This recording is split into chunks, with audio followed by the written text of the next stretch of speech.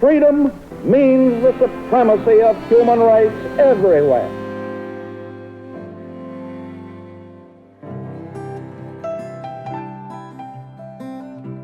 The first is freedom of speech and expression. If we have no facts, then we cannot have truth. If we don't have truth, we can't have trust.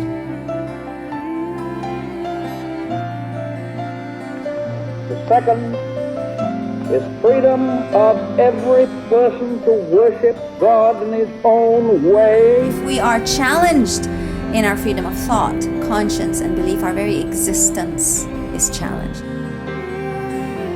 The third is freedom from want. This is absolutely disgusting, and I'm gonna make a change here. The fourth is freedom from fear. The fear kills the spirit of life. Anywhere in the world.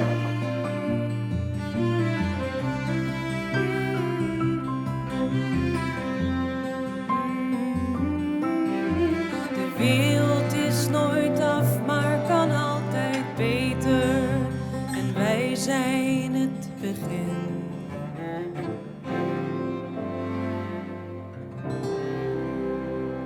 Ladies and gentlemen, welcome in Zeeland, province of the Four Freedoms and in all probability the ancestral home of the Roosevelt family. For the first time in history of the Four Freedoms Award ceremony, I stand here in Middelburg in an empty church. There are no laureates to receive the Freedom Medals. There's no audience to hear the inspiring stories about their life and work. Due to the COVID-19 pandemic, the Roosevelt Foundation had to postpone the 2020 award ceremony. The pandemic affects us all and also shows us how dependent we are on each other for our freedom as individuals everywhere in the world. So the church is empty, but I'm proud to say that many esteemed guests are virtually with us today to honor the 2020 laureates and to support them in their cause to advance the Four Freedoms and the ideals and principles they represent. His Majesty the King, our Prime Minister Mark Rutte, Anna Eleanor Roosevelt and the 2020 laureates themselves. They will speak to us from all parts of the world. It's an honor for me to give the floor to the granddaughter of Franklin and Eleanor Roosevelt.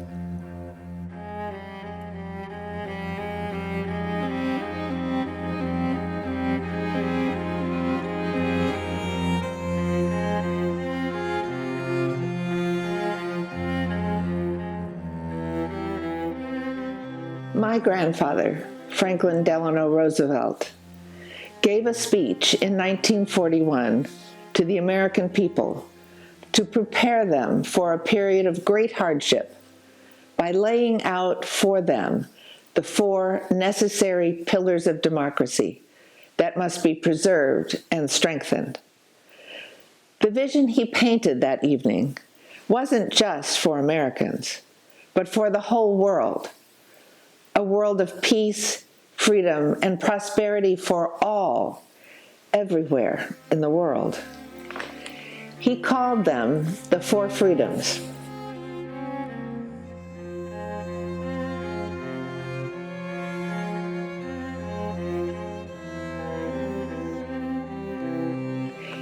He was teaching Americans how to have a global mindset, how to link their lives to the lives of everyone in the world, because that was the future.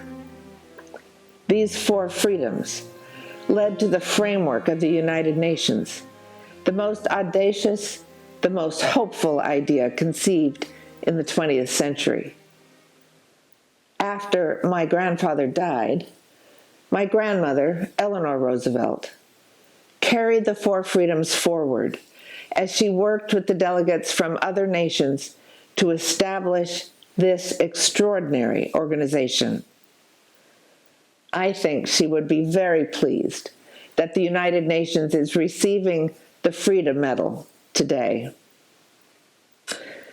These 4 Freedoms Medals have been awarded each year for nearly 40 years to remind us that while democracy is hard work, those who give their lives to its preservation and strengthening give us all hope and inspiration and courage. We all have a part to play. Now, here in America, in spite of the crushing events of the pandemic and the anti-democratic movements and disasters brought on by climate change, we have given ourselves a fresh start. We are committed to working with all who seek freedom and justice to build a better world. On behalf of my family, I congratulate all the laureates and thank the Roosevelt Foundation for keeping the focus bright on the 4 freedoms.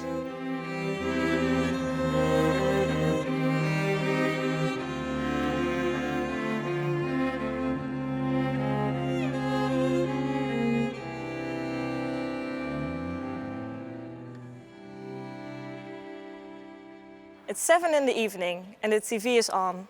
Our Prime Minister is preparing for a new press conference about the coronavirus. We're going to be told where our country has to go from here. We're grumbling. 1.5 meters is a lot, we reckon. We haven't been able to say hello to family members face to face for weeks. And we want to go out on holiday, preferably to Ibiza or Hawaii. And we want, above all, to forget that there's a pandemic going on. I grumble too, about it being the same every day and about wanting to go back to my old life. After Mark Rutte has said his piece, it's time for questions. Journalists from various news broadcasters provide commentary, some more critical than others. Questions are asked about Dutch policy. Not everyone is equally enthusiastic about it, but every question is answered, no matter how much dissatisfaction it may be concealing. Many of the questions reflect the unease, the uncertainty, and the unhappiness that also dominate the public mood. Although I don't go along with every point of view that is expressed in these questions, I do reflect on the fact that the journalists are free to make their critical remarks. It is allowed. We have freedom of the press, and we value our freedom of expression highly. Yet sometimes we seem to forget that in these troubled times. I think back to a recent report about a Russian investigative journalist called Elena Milashina. After she has expressed critical opinions on the Russian state and the way it was handling the coronavirus, her life was threatened. Her article had to be deleted. Milashina had already been attacked on various occasions in the past and placed in danger. She's currently continuing the work of another murdered Russian journalist. Despite all these threats, the incessant fear and the state's dissatisfaction, Milashina is continuing to fight for freedom of the press in Russia. It's something that I believe too many people take for granted in the Netherlands. Freedom of expression covers a lot more than what people think at first. It is often used as a trump card to justify racist, sexist, and otherwise discriminatory statements. However, it is a freedom that's also crucially important for policy and for research, particularly in times like these. We have to be able to count on journalists who can present us with the truth, critically. We learn to think for ourselves and to come at things from different angles. People are not robots. You don't have to unthinkingly accept the predigest opinions of your neighbor, your teacher, or the TV.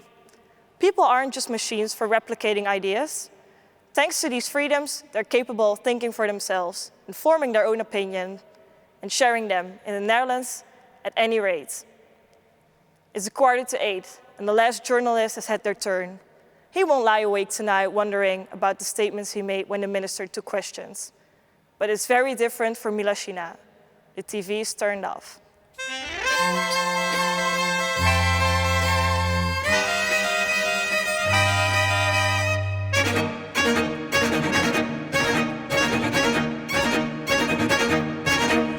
This is the building of the NOS, the national news broadcaster in the Netherlands, and inside we work day in, day out, informing the public about what is happening in the world. And inside we don't have to be afraid that the Dutch government will come and arrest us or spread vicious lies about us when we ask critical questions or if we report on subjects they do not approve of. But there are journalists for whom that is the daily reality, like Maria Ressa. But despite this threat, her investigative journalism through her own website, Rappler, has brought many human rights violations and also corruption to the fore. And she's been fighting disinformation with a vengeance for a lot of years. I think she is an example for journalists around the world, including myself. And she is this year's recipient of the Freedom of Speech Award for her relentless fight for the facts, for truth, for our profession and also for democracy. Okay, before we go, here again is our developing story. The CEO of online news site Rappler is being arrested. You see there Maria Ressa is facing cyber libel charges. After I was arrested, I was detained overnight. I think that was meant to intimidate me to silence, to let me feel the power of the law. I think that's when the government made a tactical error, because they gave me first-hand experience of how they abuse their power. And that took the shackles off my hands as a journalist. And now I speak. I have first-hand knowledge of the abuse of power. Without freedom of expression, freedom of the press, then there's absolutely no way to hold power to account.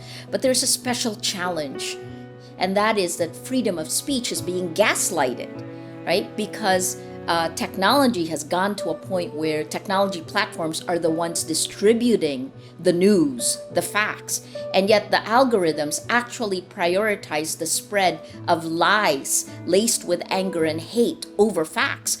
If we have no facts, then we cannot have truth. If we don't have truth, we can't have trust. If you don't have any of these three, facts, truth, and trust, then you can't have democracy. If we don't take action now and put guardrails, regulations around the social media platforms, then we're going to look forward to a decade, perhaps a decade, of fascism. That's what you're empowering. The mission of journalism has never been as important as it is today. And I think globally, journalists have largely held the line. We've done our jobs, even as we're being attacked online exponentially and attacked by our governments. And all we can do, well, is to keep doing our jobs, right? That's all we can do. Rappler, you are a fake news outlet, and I am not surprised that your articles are also fake. In January 2018, the Philippine government tried to shut down Rappler. They revoked our license to operate. We're still fighting that in court. We didn't take it sitting down. If anything, it gave us first-hand knowledge of abuse of power. Si Ressa is a fraud. You will have a dose of your own medicine. When a president targets one citizen, one journalist, it shows a lot more about that president than it does about me. I just do my job. Look, I've dealt with bullies in kindergarten, in elementary school. I did very well because the way to stand up to a bully is to stand up. And that's what I'm doing. My job in Rappler is to hold up the sky so that my team can keep doing their jobs. And I will. Because if I don't, then I'm not who I said I was. I'm not who I think I am. I think you don't really know who you are until you're forced to fight to defend it. And this is a fight I'm ready for. You know, it's almost like I spent my entire career for this moment. And I'm okay. I'm ready. We will fight. When we step out after COVID, once the vaccine comes and we step out of our homes, you will be stepping on the rubble of the world that was. And we have to have enough courage, enough imagination to imagine a far better world, a world that is more equal, that is more sustainable, a world that we want to live in. And so this is both a crisis and an opportunity, but we need to walk in with our eyes wide open.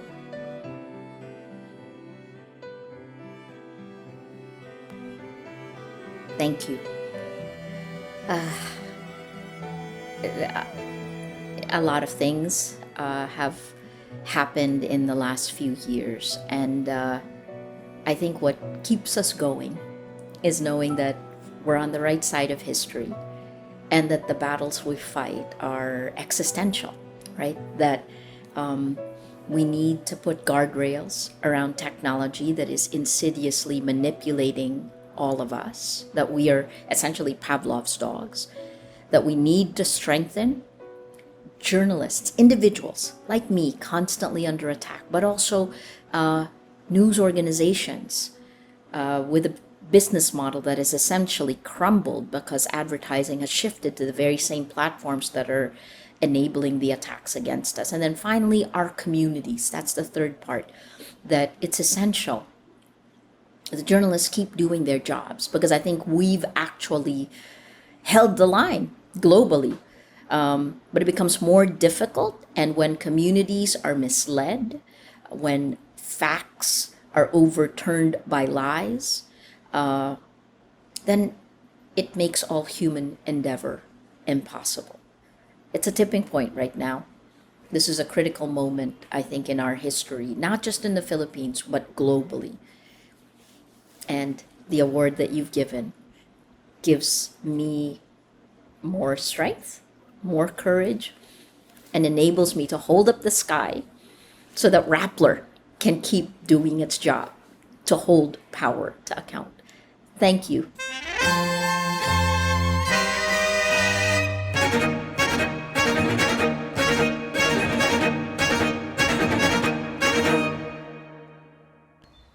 The future of our children is in danger.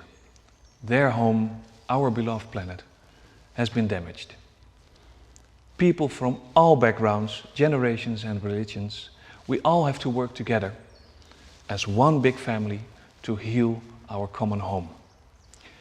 And taking action as one big family with people completely unlike you might feel a little scary. But you will be surprised how much we all have in common. The same fears, but also the dream of leaving behind a miracle, a livable, fertile, beautiful planet, home for the generations to come. Not focusing on differences, but on shared values, is also the guiding principle of this year's 4 Freedoms Award winner, Religions for Peace. For over half a century, this incredible organization has been advancing peace and tackling complex societal issues by bringing together the world's religions. Religions for Peace, the world needs you, and more than ever. Our human rights are foundational for our faith systems. They come from the faith, they are necessary for the faiths. So if we lose the freedom of thought, conscience, and belief, if we are challenged in our freedom of thought, conscience, and belief, our very existence is challenged. Our very ability to coexist peacefully is challenged. Because if you take away my right to be free in the way that I think, in my conscience, and in my beliefs, you take away my ability to fight for every single other right. That's why it's important for religious actors to come together with other civil society actors and with governments in order to ensure that the defense of our freedom of thought, conscience, and belief is not a temporal matter that gets attended to sometimes, but it is a permanent matter of engagement and importance for us to thrive as humanity, as the diversity of humanity on this earth. For this earth to strive and to actually thrive, we need our freedom of thought, conscience, and belief, and we need to do it together. The worst case scenario of losing freedom of thought, conscience, and belief is that we lose all our human rights, is that we struggle for the very basic rights that we as human beings on this earth, this living planet, need. Losing one loses us all. Losing our human rights is to lose our humanity, to lose our ability to coexist on this earth, because fundamentally, again, human rights are based on the common values of all faiths. Therefore, this is the foundation on which we exist as human beings. This is the foundation on which we claim our right to coexist, to be committed and responsible, to stand in solidarity and therefore bear one another's responsibilities. I worry about our faiths. Obviously, our faith should inform everything that we do and should be central to our public and civic life. But at the same time, how do we expose the most sacred part of who we are and still protect that sacredness? That's what keeps me awake at night.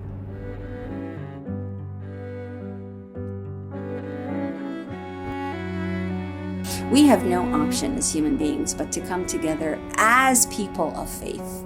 Religious actors have a remarkably important role to play. Religious leaders and religious institutions can honestly serve as the tipping point for our human rights, empowerment and enablement, and for the defense and the championing of freedom of thought, conscience and belief, which is then integral and the key to ensuring the intersectionality and the synergy with all other human rights. We simply have to invite to the existing spaces of mercy that have been there for over 50 years.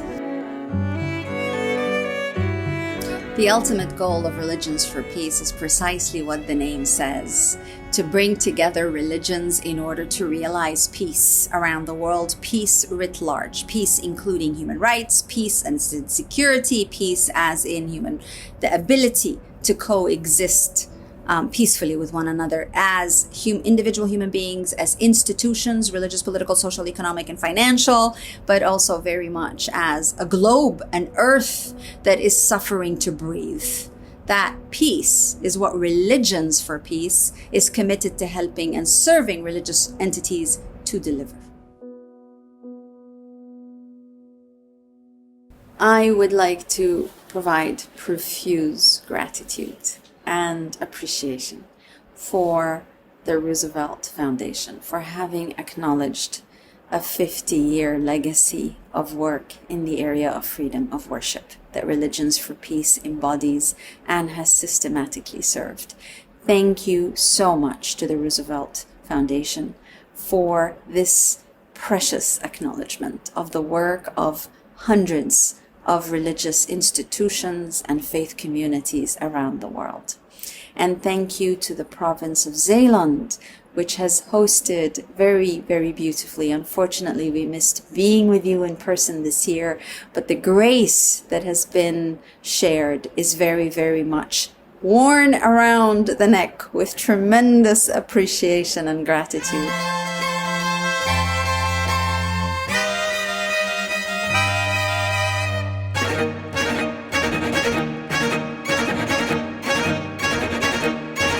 I'm Gus Hiddink. I was asked by Sander de Kramer to give this reward to him. And the term is that he is a laureate. Now, I didn't know what a laureate was, but it's an artist. He is an artist. And he's also a man who won many games. As a coach, he was coach in Sierra Leone.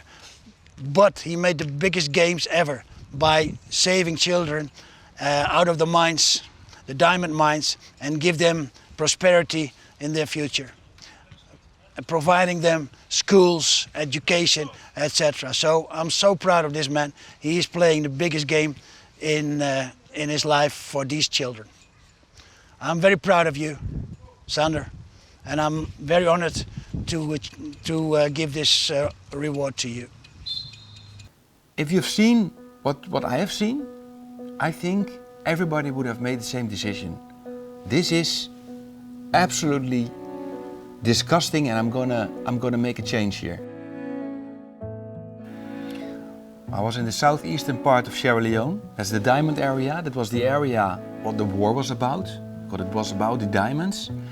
I saw terrible things, and it was that children at the age of 5, 6, 7 years old. They were digging up the diamonds. They were washing the gravel. They were working themselves to death. When I saw that, and I asked them, what has happened here? What in the world has happened here? And they told me the mind-blowing in a negative way story that these were all orphans, victims of the war. Their parents were killed in front of their eyes. and their brothers and sisters at the age of 5 years old and older, they were just stolen by the rebels. They made them into child soldiers, the girls slaves. And these little boys and little girls, they were the babies. They couldn't do anything with them. So they left them in burning houses. And the ones who were lucky, because a lot of them died, but the ones who were lucky and they survived, they were chosen by illegal diamond traders after the war to dig the diamonds for them, to work for them for not only 10 cents a day. And I said, this is the biggest scandal in the world. I have to write about it, I have to talk about it on television, but that's not enough. I have to act, I have to do something about it. So I decided, if even it will be my death, so be it. But I'm gonna do anything that's in my power to get these children out of the diamond mines and get them to school. We will build a school especially for them. So we have now up to 30 schools in Africa, and it is superb that so many children are going with a big smile to school every day, and they want to make something out of their lives. They want to become someone. And if I ask them, what do you want to become? They almost all say, I want to become a doctor, or I want to become a nurse, or I want to become a teacher. And I said, why do you want to become a doctor? Well, you have helped me. If you didn't help me, I would have been nothing. But now I am someone. I can help others. So that's the pay it forward. That's really, I'm proud of that. Get wet eyes for that. It was a big challenge for me to convince people in Africa that disabled people are just the same as everybody else. That we're all the same. Like for example in Sierra Leone, people were afraid of disabled people because they thought they might be possessed by the devil or there's something wrong with them. It's even so that when women get a disabled baby, they leave them in the jungle at a tree to die because they are afraid of them. Ali Mami was left in the forest by his own mom because he is paralyzed at one side. We took him underneath our wings and we took care of him and we paid his school fees, and now he's going to university. I have an adopted son. He was a street beggar with one arm. His arm was chopped off by the rebels. His mother was murdered, his father was gone in the chaos of war, and I found him as a street beggar on the streets of Freetown. And I asked him, what is your dream? And he said, I want to go to school, because if I don't develop myself with one arm, I'll always be a street beggar. And I said, all right, we're going to send you to school. So I adopted him, so I arranged everything for him, and now he's a teacher himself. He's teaching children like he ever was. That's amazing. That's superb. On behalf of government, to hand over this type of office as your symbol to show that you are permanent of this people. The biggest appreciation they gave me was that they crowned me a chief as well. So I'm also a traditional leader now, like a mayor. And they call me Chief Oude Dibbes. And Oude Dibbes in my city, Rotterdam, in the Netherlands, that means best friend. So I'm their best friend. I'm people's best friend. That's nice. My dream is that all human beings will live in harmony. That there will not be any child labor anymore. That people won't exploit each other anymore. That people live in perfect harmony. But that's a tough dream, but I'm a dreamer. I want to say a big thank you to the Roosevelt Foundation. This is such a wonderful honor. It's really superb. And I want to dedicate this special medal to all volunteers in the world, because without volunteers, the world would really fall apart. We need the volunteers. And of course, a big thank you also to all the people who supported me throughout the years and helped me making a difference in the world. And of course, a big thank you also to the people who gave me the energy and the power, who inspired me in continuing. Thank you. Or like we say in Sierra Leone, beaucoup thank you.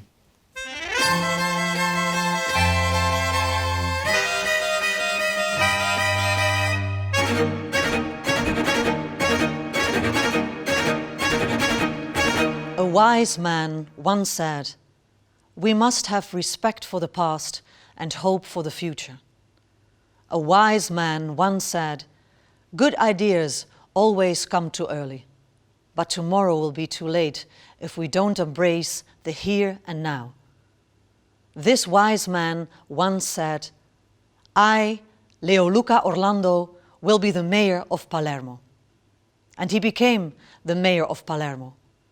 And not just for the Palermitani in Palermo, but also for the Palermitani who were making their way to Palermo in a boat. Leoluca links time to identity. When you are in his Palermo, regardless of your past or your future, you are a Palermitano. His teacher once said to Leoluca, "Everyone is the other, and no one is himself." Today, Leoluca Orlando is our teacher. Let us embrace not only him, but his ideas as well, so that together we can be the other. Day after day, I discovered that it was not possible to be proud to be Palermitan, not fighting the mafia. It was the 6th of January 1980. Piersanti Mattarella, president of the region, was killed by mafiosi and by politicians. I think that the death of Piersanti Mattarella ethically obliged me to be involved in politics. I decided to be proud to be Palermitan. Therefore, I was strongly engaged every day against the mafia. The fear produces intolerance. The fear produces violence. The fear produces racism. The fear produces fatalism. The fear produces resignation. The fear kills the spirit of life. But the role of human beings is to transform the fear into the care. To take care of myself, to take care of the others. I decided to fight against the mafia because I discovered that the mafia was against me. I discovered that it was not possible to live a normal life as a young student, as a professor in the university, as mayor of Palermo. It was not possible to live a normal life, living under the pressure, living under the government, living under the control. Before me, the mayors of Palermo were normally friends of mafia boss. I encountered fear in my life in many cases. In all the moment when police told me that I was at risk, that I was a walking dead man. I lived 6 months in a military barrack for security reasons. I consider what I did just my contribution to my goal. You cannot reach a goal without sacrifices. If I die tonight, I will die happy. Mission accomplished. Not completed, not completed. We have a lot of things to do for Palermo, for humanity, but in any case, I can say mission accomplished. We consider today the most relevant injustice of Europe is to accept the genocide of people just trying to reach Europe. When I meet the migrants, I say to them, welcome to the city of Palermo. Don't worry, you are not a foreign, you are a Palermitan, but I'm sorry for you, you have all the problems that we Palermitan just have. You can leave Palermo when you wish. Until you stay, you will be just considered a Palermitan. I have no special position for the migrants. I take care of the Palermitans. Of course, the migrants are Palermitans. Imagine what fantastic should be Europe if you could be able to say everybody can come. Ah, fantastic. What a tremendous message of solidarity. What important contribution to the economy of Europe. Don't forget. Because to welcome migrants is not only legal, moral, correct, it's even convenient. we need them. Not only they need us. My wish for the future is just to respecting human beings and building the sense of community, where everybody is different and everybody is equal. It's a great vision, but it's possible.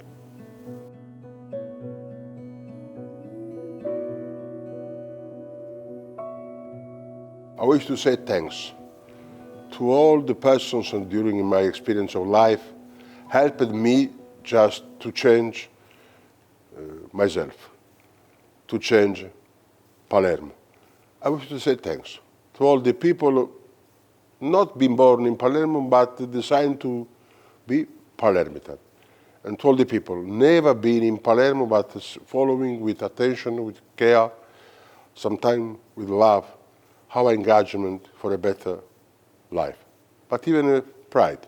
I'm just proud to receive this prize that is not given to me. It's given to all the people that I met physically or culturally, just sharing a vision, just sharing the idea that to change is possible for everybody. In Palermo, it was possible. It must be possible for everybody in any country in the world. Being free from fear. There is only one way to be free from fear, to take care. If I wish to be free from fear from a person who is different from me, I have only to take care of him. Just consider him just who is different, a human being, exactly like I am.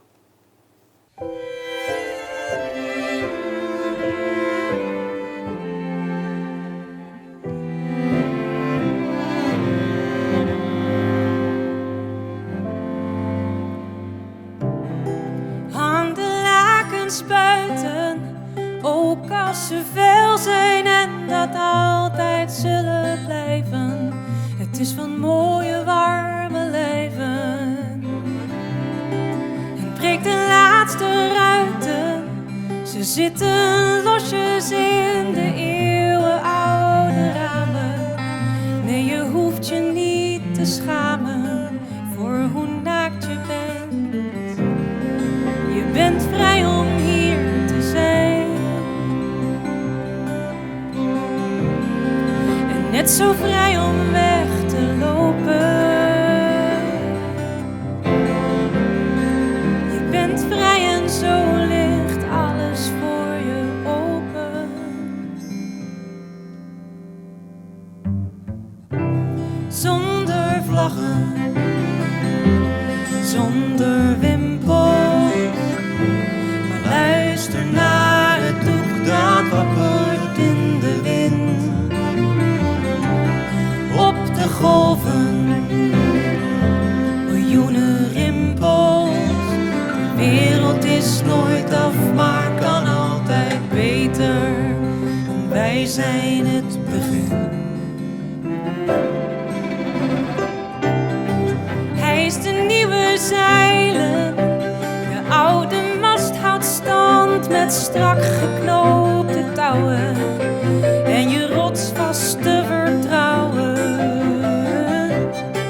Reis maar 1000 mijlen als dat nodig is om angst te overwinnen en ergens anders te beginnen aan je eigen huis. Je bent vrij om daar te zijn. Net zo vrij om weg te varen. Je bent vrij, je hoeft jezelf niet te verklaren.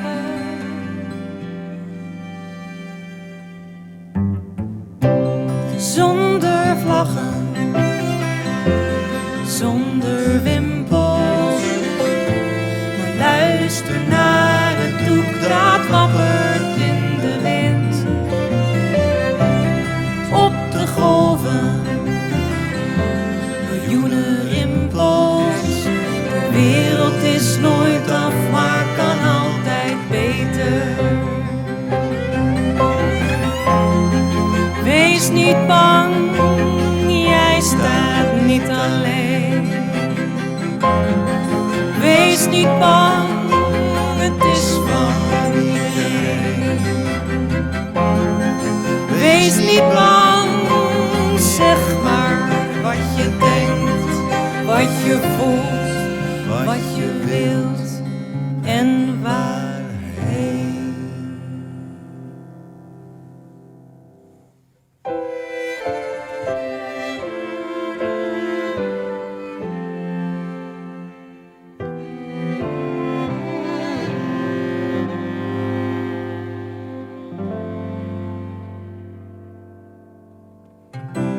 Zonder vlaggen, zonder wimpels, maar hoor het doek dat wappert in de wind.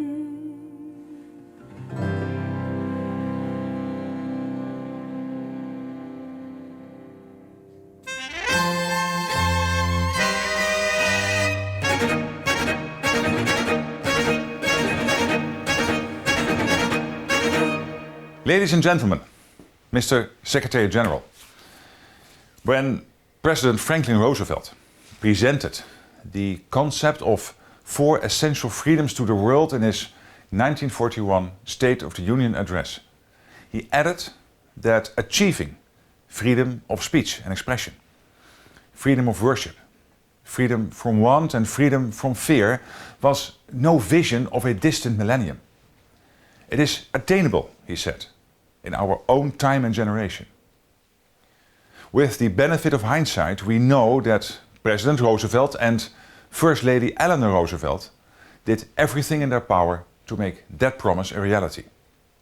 Both their names will forever be connected with the founding and formative years of the United Nations. In 1948, the 4 freedoms became the bedrock of the Universal Declaration of Human Rights. It is hard to overstate the importance of the United Nations and everything it has achieved since the war. If only in terms of global peacekeeping. If only as a mitigating power in a dangerous, bipolar, Cold War world that lasted for decades. And if only when we look at the impressive results of the Millennium Development Goals and the work in progress on the Sustainable Development Goals. In a little over 75 years, the United Nations organization has made a profound impact on the lives of millions and millions of people. And it continues to do so today. At the same time, we all realize that the work will never be easy and will never be finished. There's always another hurdle to clear, another problem to tackle, another challenge to meet. COVID-19, of course, being a case in point. But one of the biggest long-term challenges the UN faces today is perhaps that the organization itself needs to stay fit for purpose for the next 75 years. Against the background of climate change and the multipolar world we live in today, the United Nations needs to change and reform. It's no secret. The multilateral world order that has brought us so much since the Second World War is under great pressure. And we need to turn this tide. So you could say that this is as much an incentive prize as it is a Lifetime Achievement Award. And that's where you come in, Mr. Secretary General. Because although the UN as a whole is the recipient of this 4 Freedoms Award, we need individuals like you to push the organization forward in the right direction. Your resolve, your energy, and your leadership will be indispensable if we, the United Nations of the world, are to succeed in building a better future, brick by brick. So thank you, and many congratulations, and all the very best from the Netherlands.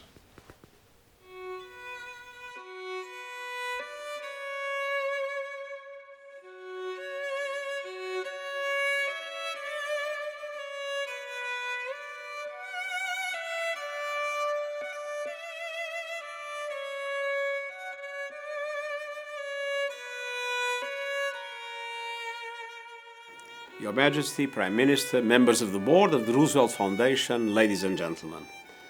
On behalf of the women and men of the United Nations, thank you for this high honor. This International Four Freedoms Award is especially meaningful given its deep connection to both President Franklin Delano Roosevelt and Eleanor Roosevelt. Every day, from my office at UN headquarters in New York, I see a beautiful sight. It's called Four Freedoms Park, and it stands on the edge of Roosevelt Island on the East River. To my eye, it is a lighthouse. It is a daily guide and reminder that even through the darkest storms, we have a shared destination. And as the Universal Declaration of Human Rights puts it so well, and I quote, "The advent of a world in which human beings shall enjoy freedom of speech and belief and freedom from fear and want has been proclaimed as the highest aspiration of the common people." The highest aspiration. In other words, achieving those fundamental freedoms is both a goal that is paramount and a struggle that is never ending. The mission of the United Nations is a constant work in progress for progress. For more than 75 years around the world and around the clock, United Nations personnel have strived to make those rights real in the lives of people. We know that cause belongs to every one of us. It takes us all, especially now. Today we are facing the biggest international test since the idea of the United Nations was little more than a dream in the eyes of Franklin Roosevelt and others. The COVID-19 pandemic has unleashed new storms, a global health crisis, economic catastrophe with a disproportionate impact on the world's women, a human rights emergency, and new waves of hate, disinformation, and outright lies. At the same time, we are also confronting a planetary emergency, accelerating climate change, growing pollution, collapsing biodiversity. All of this threatens the environment on which everyone's future depends. But through all of these storms, the lighthouse still points the way home. We can get there with conviction, commitment, and cooperation. To the cynics who dismiss such goals as too lofty, FDR had a ready reply. "It is true," he said, "that great teachings are not perfectly lived up to today, but it would rather be a builder than a wrecker." As Prime Minister Rutte so eloquently put it, this award is indeed an incentive for us to keep building. It will inspire all of us to keep pushing, to keep striving, and to keep working for a better world together. Thank you.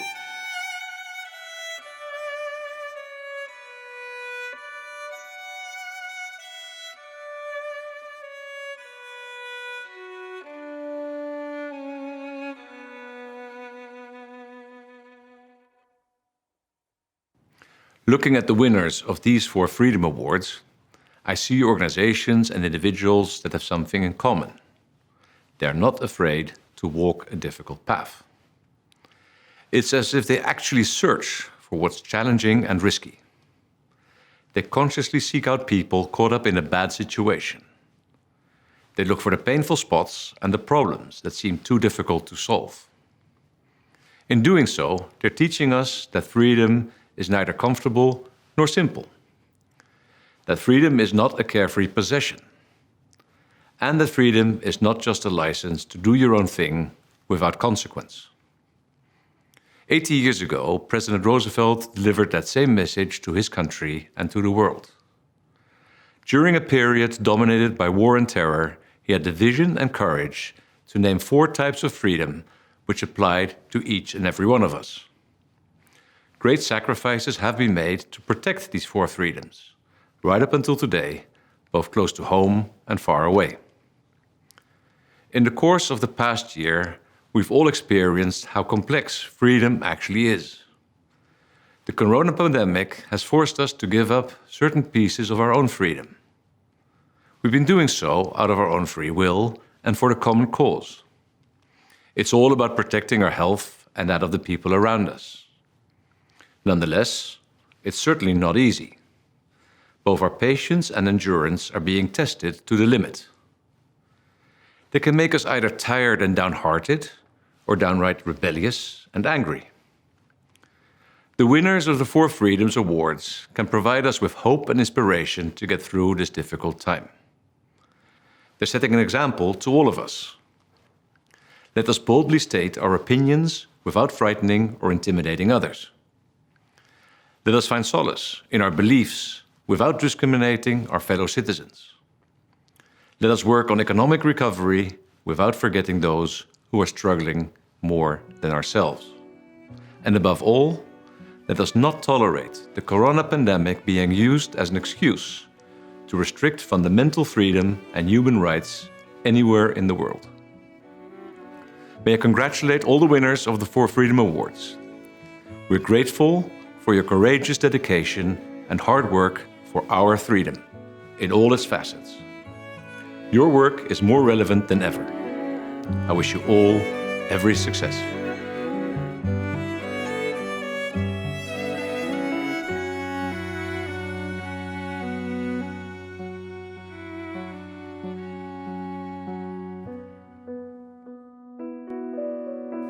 Ladies and gentlemen, thank you for joining us here today in Zeeland. I hope and trust that the example of the 2020 laureates will inspire you in your own efforts to make a better future for everyone, everywhere in the world. You can make a difference. I hope I can welcome you again next year in a church filled with people for the 2022 For Freedoms Awards ceremony. I wish you all the best. Zonder vlaggen, zonder